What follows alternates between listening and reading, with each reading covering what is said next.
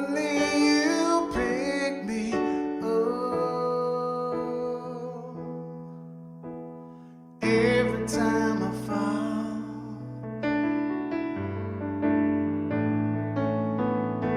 Every time I fall,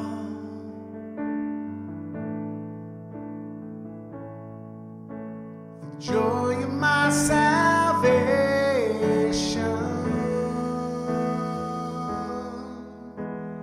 you restore,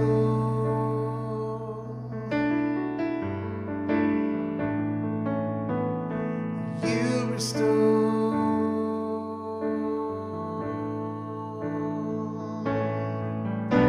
Strengthen me, Lord, when the cross is too heavy. Give me courage to pray, for it is you I long to obey.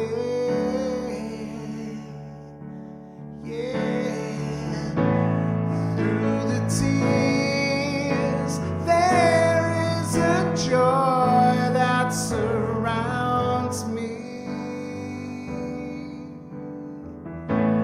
Through the pain there is a love that has found me. Through the tears there is a joy that surrounds me. Oh,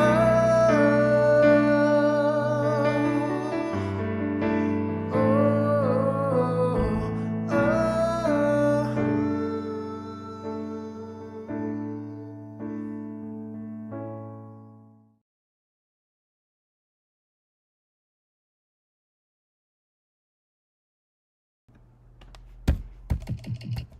Okay, I'm here. Bill Donahue, Discerning Truths. We're here a little haphazardly. I was still updating my site on Cloud Hub with the title change, so give me just a second. And we're going to go. So today I'm only covering 4 verses because John 6:4 is so... has so much impact on it that it's going to take me the whole thing to do it. And so, yeah, it wouldn't have surprised me if I was muted this morning or today because I'm a little frazzled trying to get it done, right? You know? So, all right. So, like I said, we're going to do John 6, chapter 6, only 4 verses, and then I'm going to rush through my introduction that I normally do. Any of you that are new here, this is all my contact information. Any questions can go to bill@discerningtruths.com. But the most important link here is on the Discerning Truths groups on Telegram. All my notes and will be put in a PDF and set up on there. Naturally, where you want to connect with me. I broadcast Monday, Wednesday, and Friday at noon Pacific time. Today's show would have typically been a Friday show, but we're going through the Gospel of John and it landed on Wednesday, so we're going to be here. On Tuesdays, I'm typically with Neo on her show. She broadcasts at 10:30 a.m. Out of Central Time, but my cabinet counters arrived yesterday, and I couldn't go on with her. I was tied up over here, but I should be back with Neo next week. And like I said, Michael Beatty, Miguel California, one of the best Bible teachers I know. God has really added to his gifts, and he broadcasts at 5:30 a.m. Monday to Friday. He's going through, he does worship music, a little Proverbs, and then he's in Romans right now. I'm really loving his study in Romans. Today at 1 p.m. when I go off the air, 1 p.m. Western Pacific time, Michael is going to come on again with the bended knee prayer. And then Sunday he's on with his lovely wife Linda, and they do the through the Psalms. So with that, we're going to get into our study. And like I said, if you're just joining me, we're in John chapter 6, verses 1 to 4. And If you read it for yourself, you're going to go, what the heck did he spend a whole hour talking about? Okay, so I need an introduction here. Last week, I mentioned that the second half of John 5:3, called 5:3b, and all of John 5:4 were not in many English translations because there's enough doubt about their authenticity that the general consensus among textual critics is that they were added and not part of the original text. And that's the portion talking about the angel stirring the water and making it seem like you get healed if you're the first one that jumps in the bath after it goes on. That part of that text, most textual critics believe was an interloption, that somebody making a copy tried to add an explanatory note. Okay? And then there are two types of textual criticism, and I want to make this clear. The first is alternately called either just textual criticism or sometimes called lower criticism, to make a distinction between it and higher criticism. It is the art and science of trying to determine what the original reading said when there's variance in the readings. And when you have as many handwritten copies as we have of the Bible, it's a blessing in that it's a wealth of information, but it produces a lot of variant readings because there are spelling errors, there's words missing, words transposed. When you hand copy, is tedious. So textual critics look through all the different variations, grading them based on the age of the manuscript, how widely diverse the manuscripts are, or whatever, and they try to come up with what they believe was the original.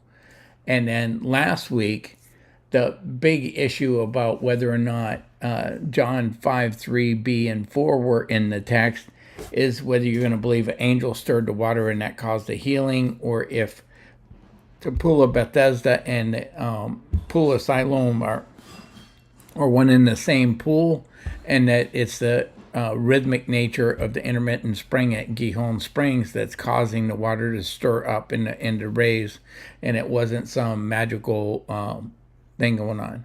Now, in contrast to that, higher criticism is interested not only in the Bible's primary literary sources, but also in the operative and undisclosed assumptions of the Bible writers themselves. This is a liberal, very liberal school of thought that seeks to undermine the nature of the Bible and totally undermine the authority of Scripture. So don't confuse textual criticism that I'm describing and higher criticism. Okay, they both are called textual criticism. One is scholastic and one is not. Textual criticism, lower criticism, is not new. It was practiced by the Jews and the Greeks when they were dealing with manuscripts, long before the time of Jesus. An early church father, Origen, noticed that there were differences in the various copies of the Septuagint. That were, the Greek Septuagint is the Greek version of the Old Testament that was created in around 250 to 350 BC by the Jews, because Hebrew was becoming a lost language among the people, especially the ones that didn't live in Israel. Aramaic was their language that they spoke there, and then a lot of the Jews that lived in other parts of the kingdom spoke Greek but not Hebrew, so they needed a Old Testament in their own language they could read. They created the Septuagint version, abbreviated it LXX for 70, and Origen noticed there was differences between that. And then when he compared the Septuagint to the Old Testament in the Hebrew, he noticed other differences, and they're significant. Okay, there's some significant differences between the Septuagint and what would become the Masoretic text, but I'm going to call these Hebrew the Proto-Masoretic text. Okay.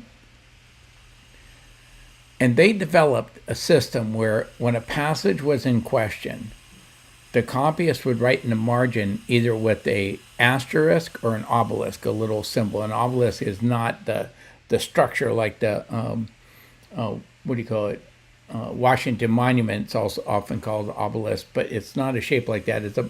it's a dot. Almost looks like you're drawing a flower with a center dot and then like 5 dots around it.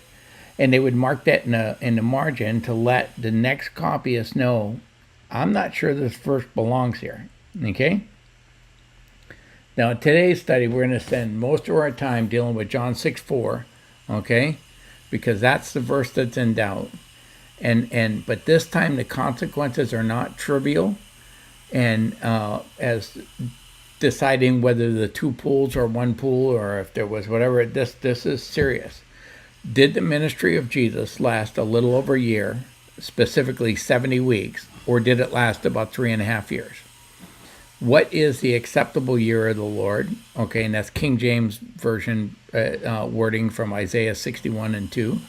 And did Jesus fulfill the 70-week prophecy in Daniel 9:24-27? Now, most of you are going to be taught that Daniel 9:24-27 is about starts about Jesus and ends up being about the Antichrist. That is not the position the church has held for 2,000 years, for at least 1,850 years until dispensationalists came along. That was not the position. I hold to the old position that the whole verse is about Jesus, and this people that argue that John 6:4 is not authentic point to that as a fulfillment of that Passover or that passage. Now, here's the issue. The Gospel of John records 6 feasts. Okay? Now, in John 2, the Passover was at hand, and Jesus went up to Jerusalem. In John 5:1, there's an unnamed feast, and no name is given into it, but it was a feast of the Jews, and Jesus went up to Jerusalem again. In John 6:4, it says, now the Passover of the feast of the Jews was at hand. So that means there's a year. If we're to interpret this as being another Passover, there's a year between John 2:13 and John 6:4. Okay? And you're going to find out early church father Eusebius thought John 5:1 was also a Passover, and that we now have had 3 Passovers go by. That's at least 2 years and some months, if not 3 years, and have transpired before you get through 6 chapters of John. John 7:2, okay, talks about the Feast of Tabernacles being at hand. And John 10:22 has the Feast of Dedication, which is Hanukkah, and taking place in Jerusalem. And then on John 13:1, this is at the time of the crucifixion, you have another Passover. So you either have 4 Passovers, which means at least 3 years has transpired, because you could start just before a Passover and then end just after a Passover, which Jesus' death and resurrection is just after a Passover, and have 4 in slightly more than 3 years, but no less than 3 years. And that's the argument here, is that Jesus' ministry had to last at least 3 years. Okay? So let's get to the... did I jump a video? How are you missing?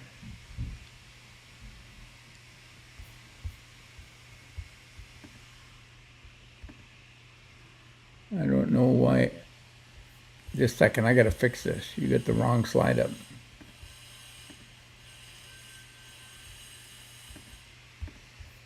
So, sorry, folks. Oh,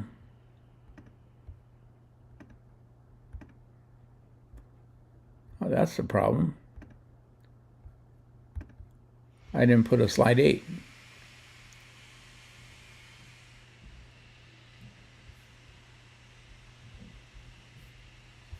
Sorry, I got to add a slide for you.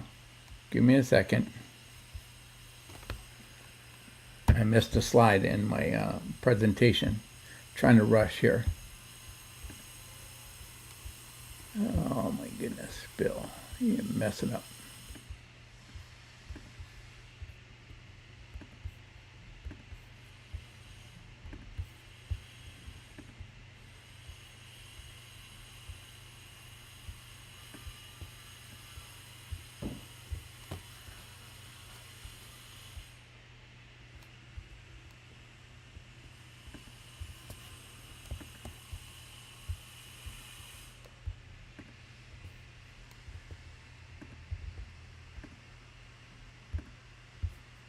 Okay.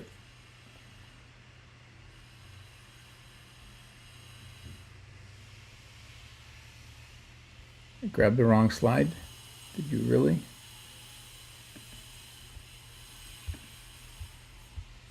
Discord.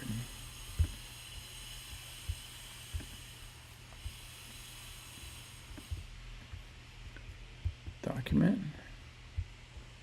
Sorry, folks. Just bear with me for a second. I will get you your slide. I grabbed it out of the wrong folder.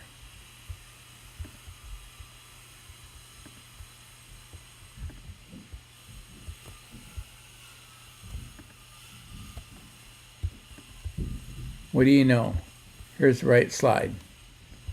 I'm going to say okay, and so let's try it here. This is my first one slide of 15, and this is John 6, 1-4. This is what the passage says. After this, Jesus went away to the other side of the Sea of Galilee, which is the Sea of Tiberias, and a large crowd was following him because they saw the signs that he was doing on the sick. Jesus went up to the mountain, and there he sat down with his disciples. And then John 6, 4 says, now the Passover, the feast of the Jews, was at hand. I marked that in blue because that's the issue we're going to discuss today. This passage is an introduction to the feeding of the 5,000. It's a very basic text and setting the stage for that miracle. And if this part that's in blue was not written, this passage would get almost no comments in the commentary. It's pretty self-explanatory. But there was just the Passover in John 2:13. If Eusebius is correct, there's another Passover happened in John 5:1. And if this is correct, yet another Passover in 6:4. You're going to have 3 Passovers. At least 2 years have transpired. And John has talked about almost nothing occurring in those 2 years. Neither do Matthew, Mark, or Luke. So this creates a problem. But there's a suggestion here that what's in blue is not authentic in the text. And that's what we're going to look at. Now I'm going to talk to you about the 70 weeks of Daniel because I brought this up. Okay, in Daniel 9:24-27, it says 70 weeks are decreed about your people in your holy city to finish the transgression, put an end to sin, atone for iniquity, bring in everlasting righteousness, seal up division, and the prophet anoint the most holy place. Know therefore and understand that from the going out of the word to rebuild Jerusalem and coming of the anointed one means the Messiah, a prince. The Messiah is a prince, okay? Mashiach,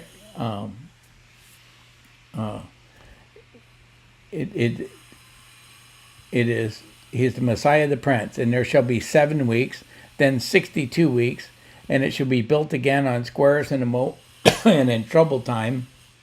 After 62 weeks, an anointed one shall be cut off and shall have nothing, and the people of the prince who is to come shall destroy the city and the sanctuary.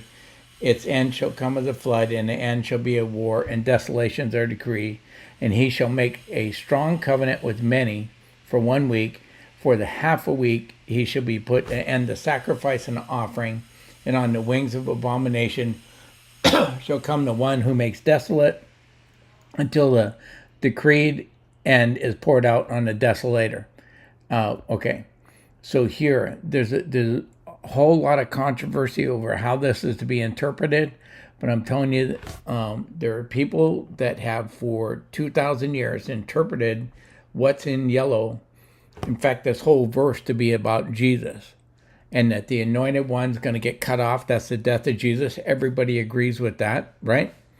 But the second part in yellow, the he, the pronoun he, does it refer back to the Messiah who has been the subject of this whole thing?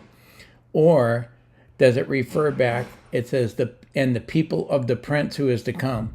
Now that's a subordinate clause in a qualifier, and the rules of grammar would say it wouldn't refer to that, but a lot of people believe it does refer to that prince, and that there's a debate. I'm not fluent enough in Greek to settle that debate for you, but that's what the debate is over, and people argue.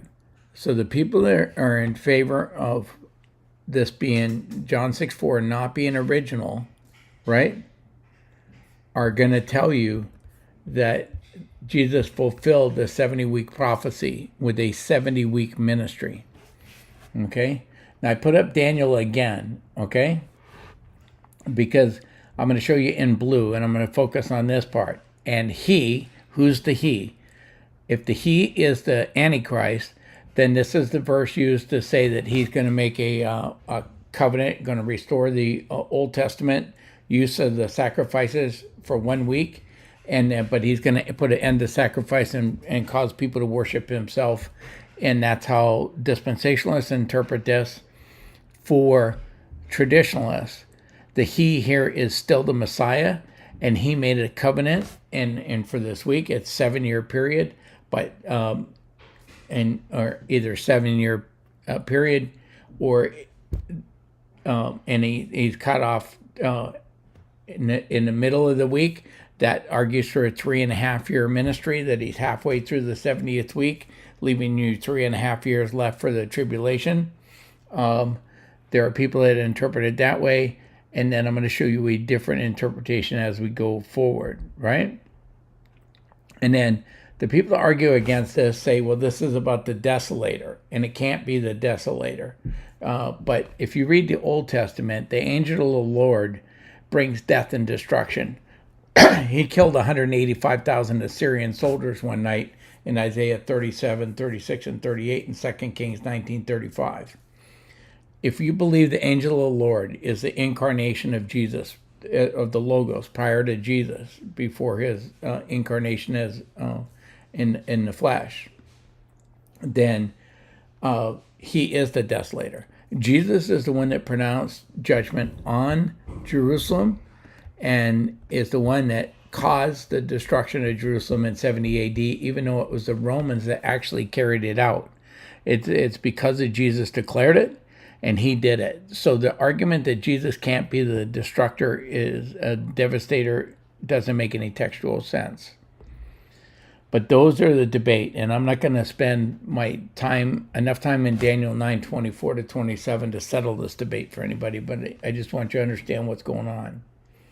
What does any of this have to do with the authenticity or inauthenticity nature of John 6:4? If the unnamed feast in John 5:1 is not assumed to be Passover, as Eusebius assumed it, right? But rather, if we assume it's Pentecost, the Feast of Shabbat, right? Then the feast in John 6:4 becomes Sukkot, or the Feast of Tabernacles, right?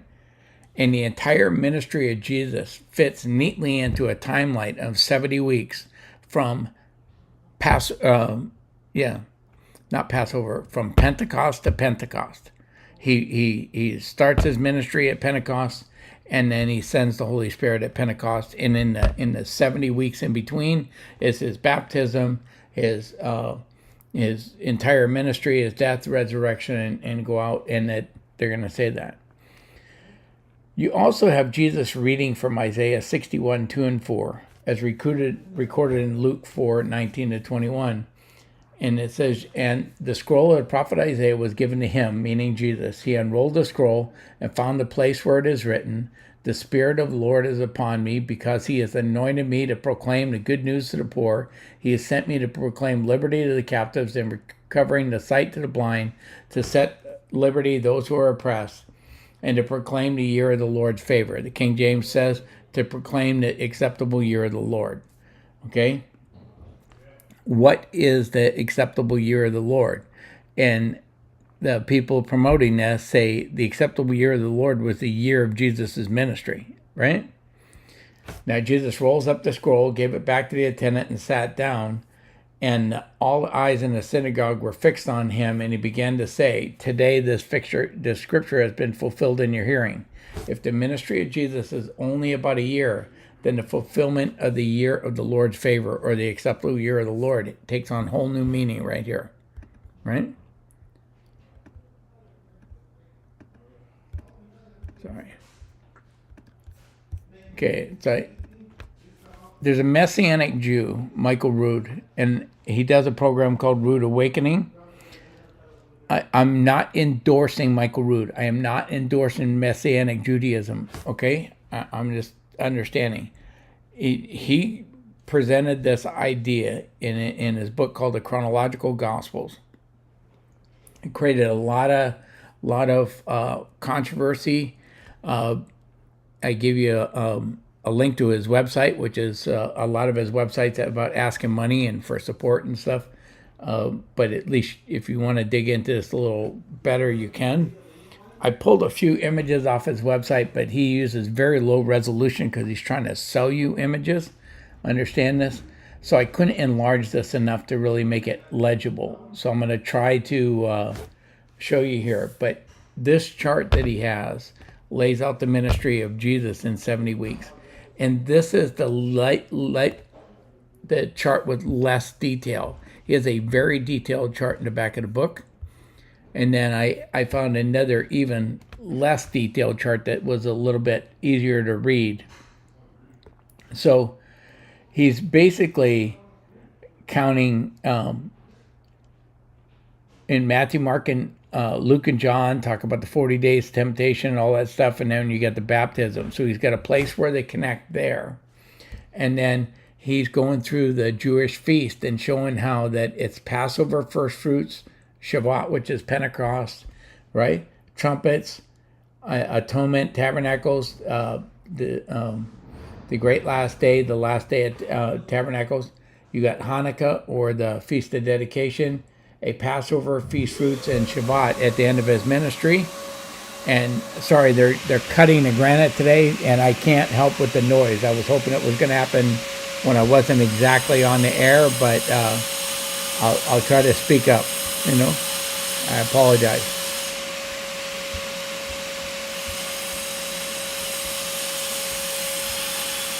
Now, he also puts out the order of the chronological gospels, and I'm going to give you time to look at this if you download my the PDF after.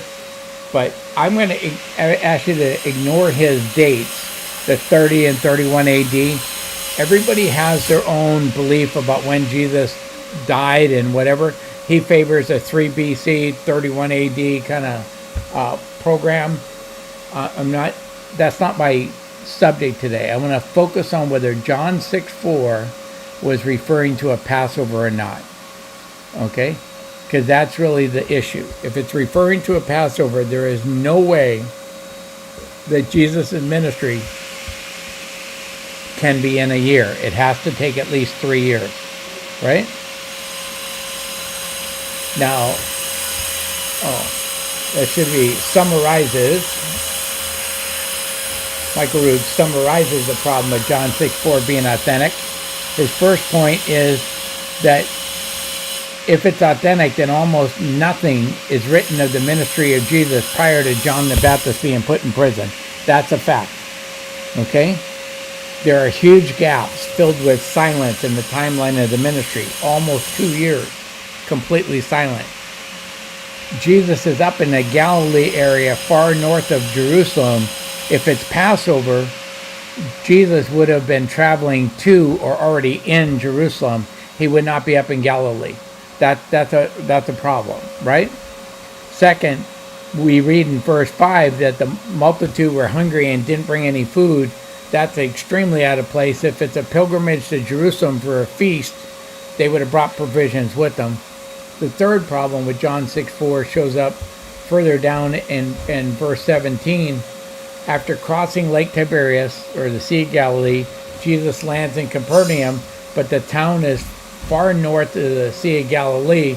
Yeshua is essentially traveling further away from God. God's law tells him he has to go to Jerusalem for the Passover, and Jesus is going the exact opposite direction. Not only is he breaking God's law, but he's bringing his disciples and causing them to break God's law too. That's a big problem. Okay? That, I think, is his strongest argument, that John 6:4 is not authentic, because I have trouble reconciling Jesus breaking God's law. I don't think he ever did. And finally, what does Jesus find in the synagogue at Capernaum? he finds a synagogue full of Jewish people who also didn't go to the Passover. So if it's Passover, you got all these problems in the text if John 6:4 is authentic, and if it's not authentic, they all disappear. Now, Nehemiah Gordon of a program called Nehemiah's Wall, this guy is a Jew, not a Christian believer. I am not recommending Nehemiah Gordon or his work either, but I want you to understand he holds a master's degree in biblical studies and a bachelor's in archaeology from the Hebrew University. He's worked as a translator of the Dead Sea Scrolls and a researcher deciphering ancient Hebrew manuscripts. In his field, he's a good source. But I'm just saying this, I'm not recommending him because I agree with him theologically, right? But he did a 4-part program, and I put you a link to that. If you want to dig deeper into this, you can watch the whole 4-part episode, okay? Where he looks into the evidence. And he starts out correctly by saying, it doesn't matter if Michael Rood wants 6:4 to be gone. The question is there evidence supporting the fact that 6:4 is not authentic?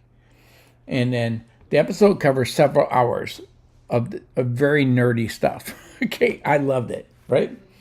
I'm going to hope to distill this down into about 20 minutes and get done.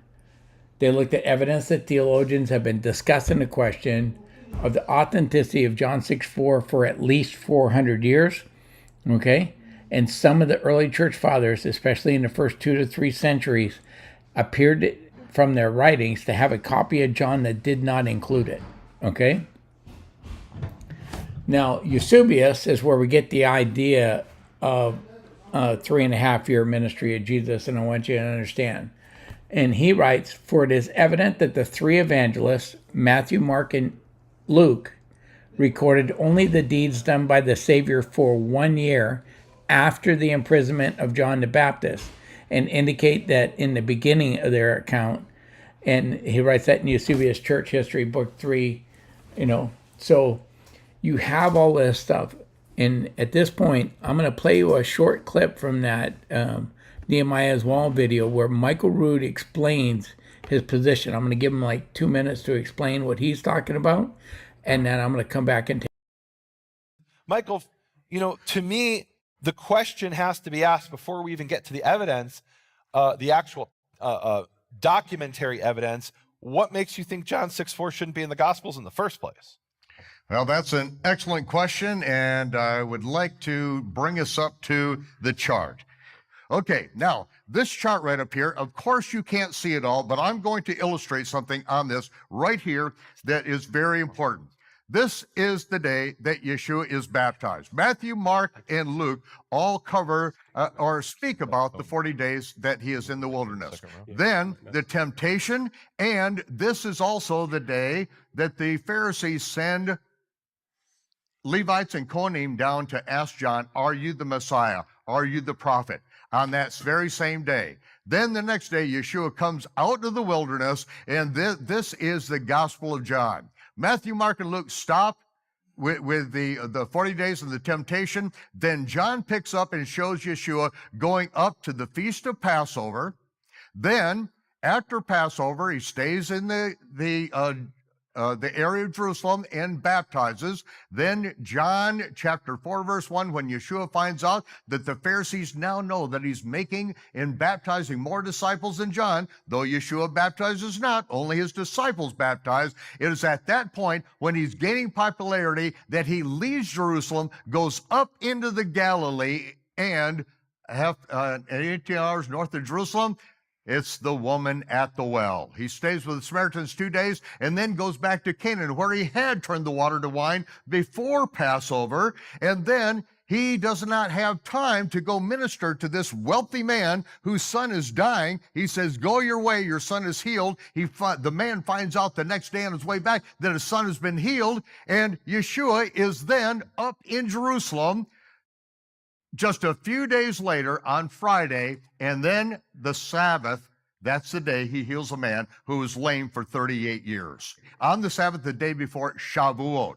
On Shavuot, the next day, there's a multitude on the Temple Mount, and this is when it says the Pharisees are making plans to kill him because he just healed a man on the Sabbath day and then told the man to pick up his bed and walk, which is breaking Pharisee law. And it says, Yeshua is on the Temple Mount, and he said, John was a burning and shining light. You were willing to rejoice in his light for a season. It is that at that point that Yeshua knows that John, while he was in the Galilee, Yeshua was in the Galilee, John has been put in prison. And now Matthew, Mark, and Luke all tell us that when Yeshua finds out that John's been put in prison, he departs in the Galilee and begins to teach in the synagogue. And this is him teaching the synagogue. The first one was Nazareth, where he read the prophecy of Isaiah, the acceptable year of the Lord. It's at the end of the week because it's on the Sabbath. It's on the seventh day. The first day of the week was Shavuot.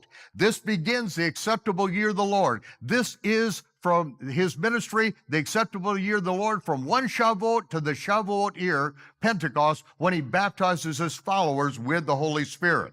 And so we have, this is John covering all the way up to Shavuot, then Matthew, Mark, and Luke. This is the training of the disciples, sending the apostles out in the 6th month, and then regathering. And when he regathers them in the Galilee, they all come together and they're bringing a multitude with them. This is when Yeshua feeds a multitude of 5,000, plus women and children. Ladies and gentlemen, this is the one and only miracle covered by all 4 gospel authors. This gives us a moment in time, a moment in which all 4 gospels can be synchronized with absolutely no error, and you go both ways and everything fits. There's not a day missing. There's not a week. There's not an issue that's missing in all of the gospel records of Yeshua's ministry, a 70-week ministry, 490 days from the day he's baptized to the day he baptizes with the Holy Spirit. And already you're putting things together in your brain about the book of Daniel and all, but literally 70 weeks. After the 62nd week, after 62 weeks, the 63rd week, that 1 week he's cut off in the midst of the week. After 3 days and 3 nights in the grave, he's raised from the dead on the Sabbath. And then the next day, or at sunset, is the day of first fruits, and we count 7 from there. 7 Sabbaths. So we got 62 sevens. We got after 62 sevens, we got 1 7. We got in the midst of 7, and then we got the 7 Sabbaths that count us and bring us all the way to the finishing of Yeshua's ministry, which is the baptizing of his followers on the day of Shavuot. Now, we've got a problem. John 6:4 is among those 4 gospels that record the feeding of the 5,000. But words were added, and Passover, a feast of the Jews, was nigh. That is the key. Ladies and gentlemen, I tried for 20 years to make the gospel record fit, and I could not make it fit. And the last thing I wanted to do is take out a verse from the Bible. But if those words, if Passover, a feast of the Jews, is nigh, it is the end of the 6th month.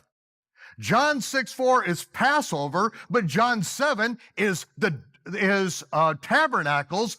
Wait, we've got a whole half year of blank space to get to a Passover that Yeshua never goes up to. And then you got another half year.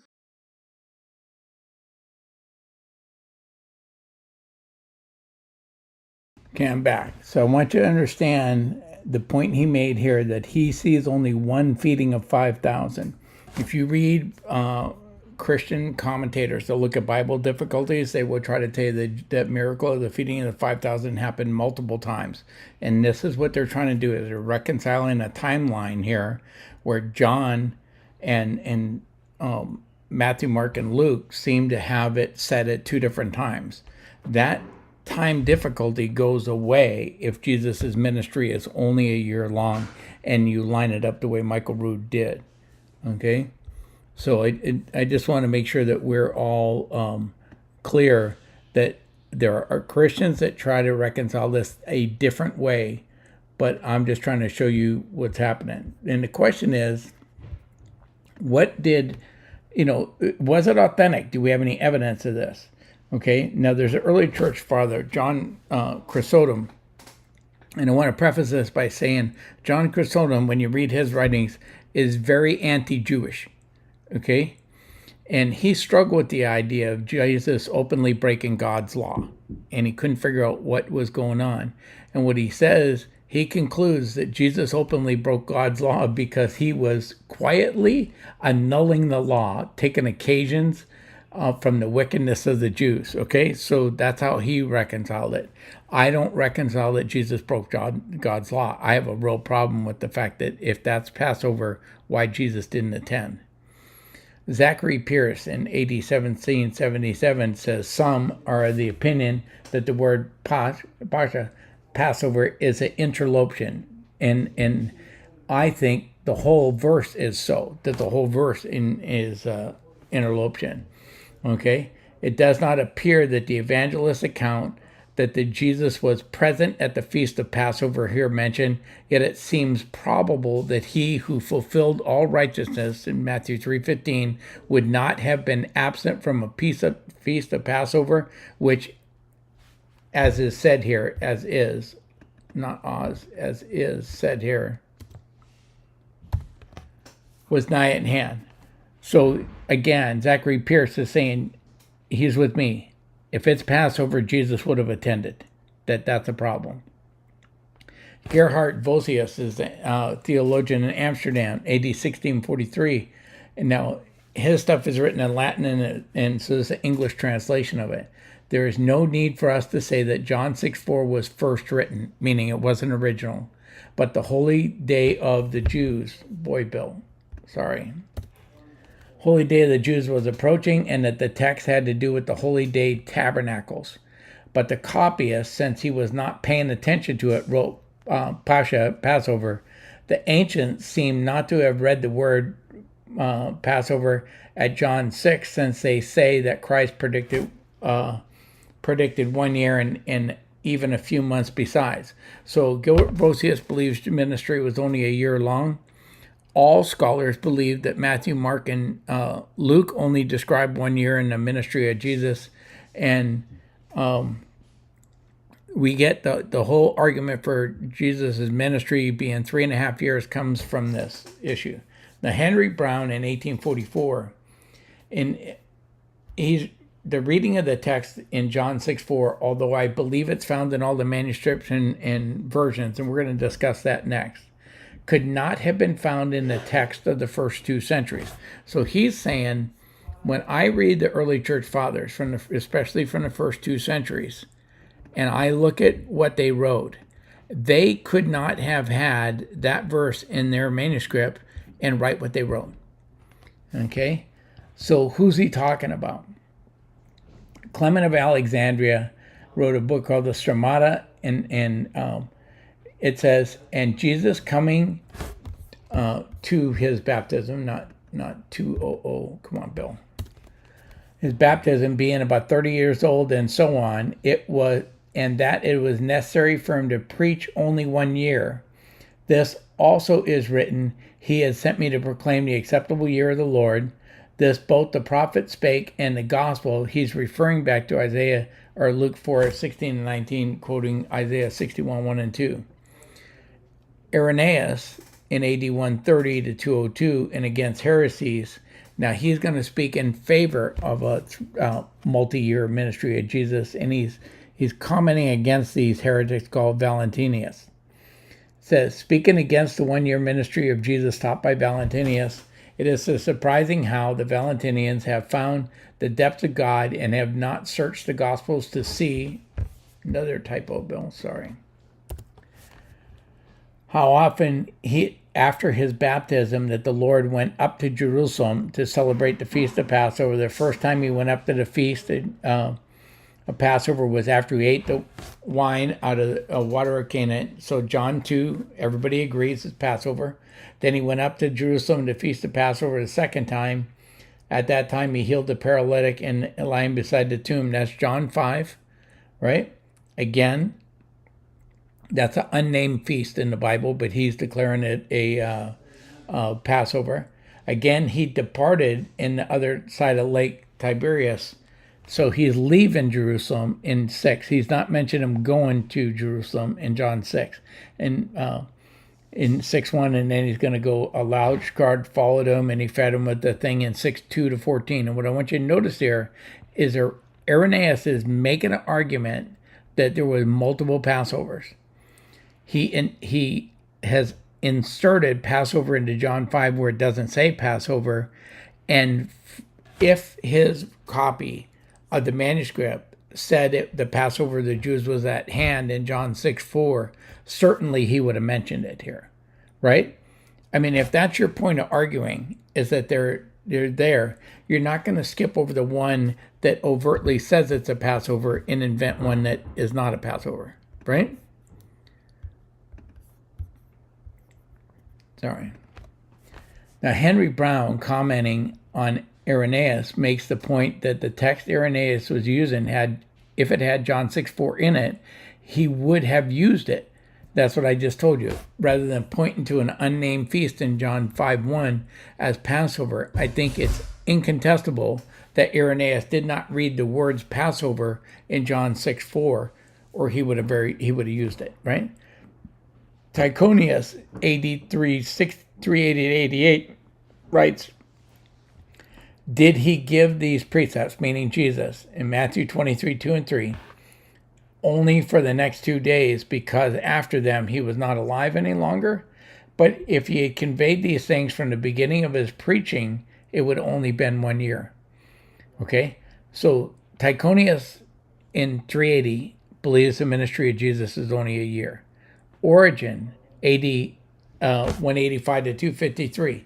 Now, he was schooled at Alexandria, Egypt. And any of you know the 7 wonders of the ancient world and stuff? The library at Alexandria was the largest library ever constructed, had all kinds of books. This is where Origen studied. And he was trained in textual criticism, wrote several books on textual criticism, was very well aware of differences in manuscripts. And he writes in his book, The First Principles, book 4.5, while commenting on Luke 4:19. Now, all these bracketed things, like with the chapter and verse stuff, are not in the original text. They're added by the commentator so you can follow along. Okay? He says, following the simple sense of the text, some say that the Savior preached the gospel in Judea for only 1 year, and that this is what the passage to preach the acceptable year of the Lord from Isaiah 61:2 means. So again, Origen's talking about the ministry of Jesus, and that there's a dispute already in Origen's day how long the ministry of Jesus lasted, and that some people are arguing that it was a year. Origen's commentary on John, which is going to take us to the verse in question here, right? And he says, but we must reply to those that say the unnamed feast in John 5 is Passover. Now, remember, these bracketed stuff is not, I should have colored that in green as well. But anything you see in brackets is not original. This is a commenter trying to help you follow what's being copied out of here. Is Passover, in that when he came to Galilee in John 2, just before Passover, where earlier he had made the water into wine, and after these things it was a feast to the Jews, John 5, and Jesus went up to Jerusalem, at which time he healed the paralytic. But if this feast in John 5 were that of Passover, for its name is not added to the sequence of accounts, becomes very cramped. So Origen's noticing that people like Irenaeus or Eusebius that want to make John 5 a Passover are cramping the account, because you're putting another Passover in where it doesn't belong. So he's saying it's clearly the Feast of Tabernacles, right? And like I said, the bracketed words are all added, but so you go, okay, well, let's look at what Origen said about John 6:4. The problem is that portion of the manuscript of Origen is destroyed, damaged so bad that it's illegible, and so we can't, what do you call it? read it, but I think we can infer from his comments on John 5. If adding a Passover in John 5 cramps the calendar, so would adding a Passover in John 6, right? I mean, that just makes sense. Now, Eusebius, we're going to go back here and to figure out his whole point about the 3.5 year ministry and where it comes from, because it doesn't come from John 6:4. Eusebius in Church History, Book 3, Chapter 24.12. The three Gospels already mentioned, Matthew, Mark, and Luke, come into our hands and into John's too. So Eusebius believes John has read all three Gospels. They say that John accepted them and bore witness to their truthfulness, but there was lacking in them an account of the deeds done by Christ at the beginning of his ministry. John, accordingly, in his gospel records the deeds of Christ which are performed before the Baptist was cast in prison, but the other evangelists mention the events which happened after that time. So how he's reconciling this difference is he's saying, well, John just wrote about the year part of the ministry that the other gospel writers didn't talk about.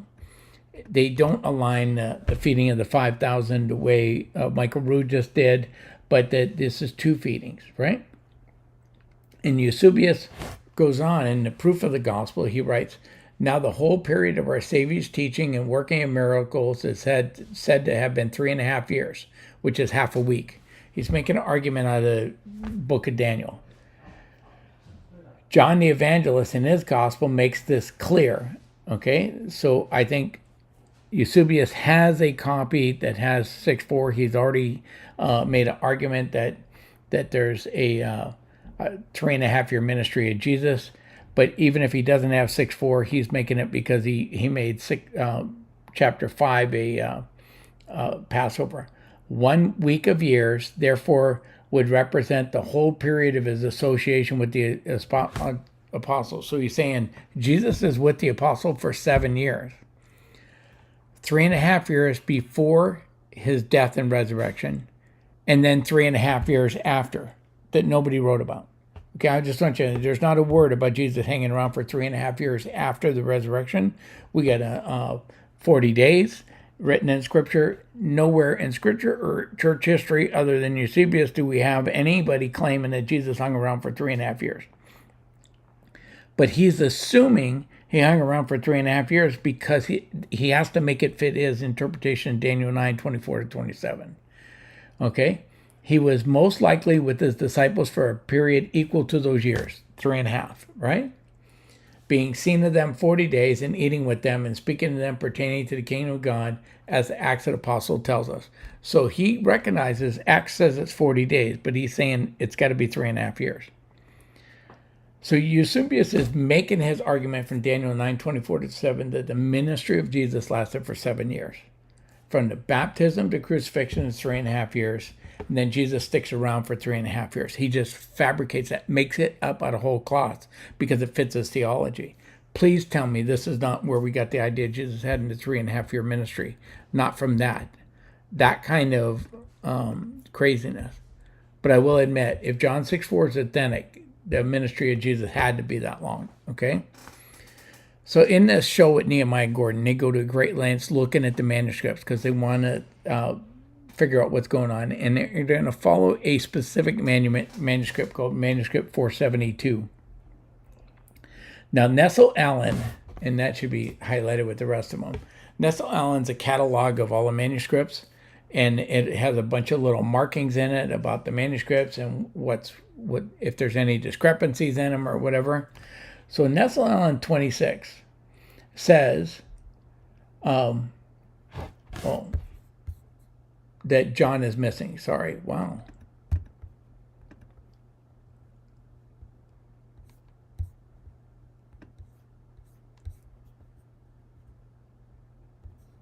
I got to copy something and fix it. Right. Edit.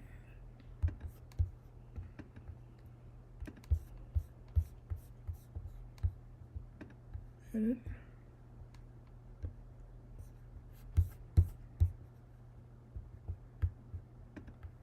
Sorry, I had to do editing on the move here, right? You know?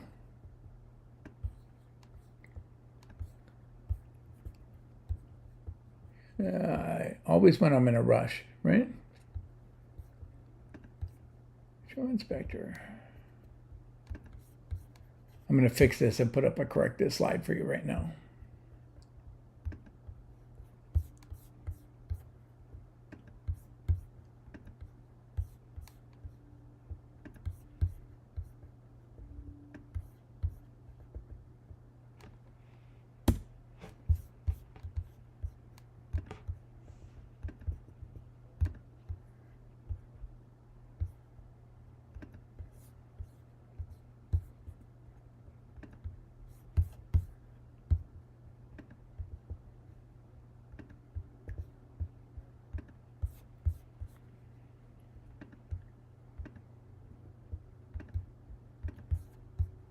Okay, I have it fixed, sorry. So Nessa Island 26 says John 6:24 is missing from manuscript 472. Okay? Followed by an abbreviation that's PC, and that's an abbreviation of a Latin phrase meaning others. It means it's missing from 472 and others. That's why 472 becomes the critical manuscript, right? Now, Nessa Island edition 27 at the 8th corrected printing in 2004 says John 6:4 is missing in 472, followed by PC, just like the early ones. But then Nessa Island 27 in 2006 changed their notation to say it's missing from manuscript 1634, makes no mention of 472, also includes the PC, so 470 could be part of the others, right? Nessa Island 28 has no note about anything missing in John 6:26:4. And then the University of Munster is where the catalog's kept for the manuscripts of around the world. And this is a German work, Text and Text Work, in 2005 from University of Munster. They found 164 listed manuscripts, plus a note saying that there are 1,491 other Byzantine manuscripts that do include John 6:4. Okay? Some of these manuscripts are very early, possibly 2nd century. So it appears that by the 2nd century, no later than the 3rd century, but very likely the 2nd century, there were manuscripts that existed that had 6:4. So if it's an interloption, it's a very early one, right? Now, von Soden is another person who tried to catalog the manuscripts. He used a different numerical thing, and he worked in 1907. And so he lists 2 manuscripts that are missing John 6:4, but he gives them different numbers. So it took them a little while to figure out what his numbers mean. And but this first one, it's his number for manuscript 472. So we're back to our same one. And then he's also talking to another one, which is manuscript 850. So what we have is some catalogs say that manuscript 471 has the verse. Some say it's missing, while other ones say it's marked with an obelisk, okay? So what they did is they went and actually went and looked at manuscript 472. You put eyes on. You know, when you get this kind of problems, you got to go over there and look at the typically microfiche, or if you can get access to the document, you go look eyes on the manuscript. And what they found is it did have the verse, but it is marked with an obelisk. So remember, the marking with the asterisk obelisk means it's in doubt. So that manuscript is there. But the numerical value, the vast majority of manuscripts have 6:4. It's not even a close second here. You get a lot of them. But after all this, I see arguments, good arguments for and against the inclusion of John 6:4. Right? The inclusion of the verse poses serious theological questions, like Jesus having broken God's law, which I consider to be the strongest argument against it being authentic. Because if you are going to say 6:4 is authentic, you got to explain to me how Jesus didn't sin by breaking God's law, right? The prophetic fulfillment of Isaiah 6:1, that should say 1 and 2, you know. Not 6:1, Isaiah 6:1, 1 and 2, and Daniel 9:24 and 27 by Jesus are two other strong arguments in favor of this verse not being authentic and the ministry only being 1 year. I wish I could tell you that I'm convinced by either position, but I remain uncertain on the length of Jesus' ministry. So I'm going to leave you with this. Whether his ministry was 70 weeks or 3.5 years, he accomplished everything the Father sent him to do. The gospel remains the same no matter which ministry length is correct, right? What was important about the ministry of Jesus is 2 Corinthians 5:21. For he who knew no sin became sin for us, right? For he that was made him sin for us, who knew no sin, that we might be made righteousness of God in him. He became sin that he could give his righteousness to us. And Romans 9:10 and 10 say, because if you confess with your mouth that Jesus is Lord and believe in your heart that God raised him from the dead, you will be saved. For with the heart man believes and is justified, and with the mouth one confesses and is saved. Okay? That's the importance of the gospel. And while I found this study of the possibility of John 6:4 not being authentic to be absolutely fascinating to me, it is not central to the gospel. Whether the ministry of Jesus was 70 weeks or 3.5 years or 1.5 years, it doesn't matter to me at all. Okay? The truth of the gospel is the same. But I think there's a lot of good arguments for that other one. So I'm already over time. So I'm going to actually skip going to chat. I want to kick everybody over to Michael and let's go pray for the nation and bend a knee. And God willing, I will see you on Friday and hold your questions for then, and we'll get out of here. And I'm sorry for going over. I never want to step on Michael.